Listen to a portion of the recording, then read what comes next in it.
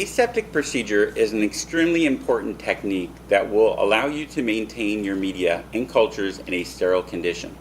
This procedure is typically done in close proximity to a Bunsen burner, as the Bunsen burner creates a zone of sterility.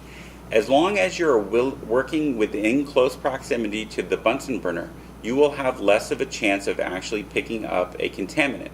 I will now discuss with you the process of removing and inoculating an organism.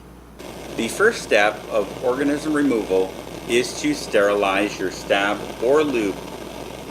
A loop looks like this and is used mostly when streaking an organism on a solid medium, as it will not scratch or cut into the medium.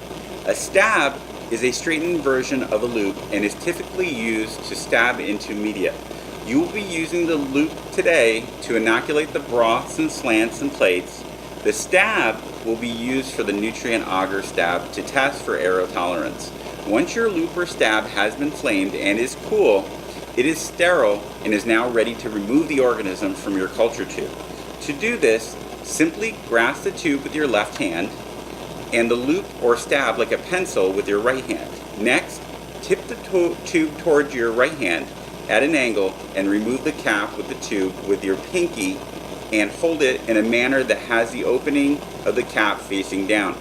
With your sterile loop, you will remove a small amount of growth from the inside of the slant. Next, you will flame the mouth of the tube, and lastly, recap the tube and set it aside. Organism inoculation.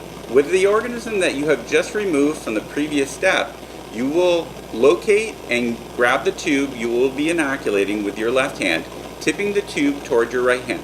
Next, using your right hand, remove the cap in the same manner previously described, and slowly place the organism that is already on the loop into the medium. For slants, you will begin inoculating at the base of the slant, and using a zigzag motion, you will streak up the slant like so. For broths, you will touch the organism that is on the loop to the sterile liquid medium. This act alone will introduce microorganisms into the medium, now changing its state from sterile to non-sterile. After you have inoculated the medium, flame the mouth of the tube and recap. Set your tube aside. This very last step of this procedure is to flame the loop and kill off any microorganisms that may still be present. Now that you are aware of the aseptic procedure, happy culturing.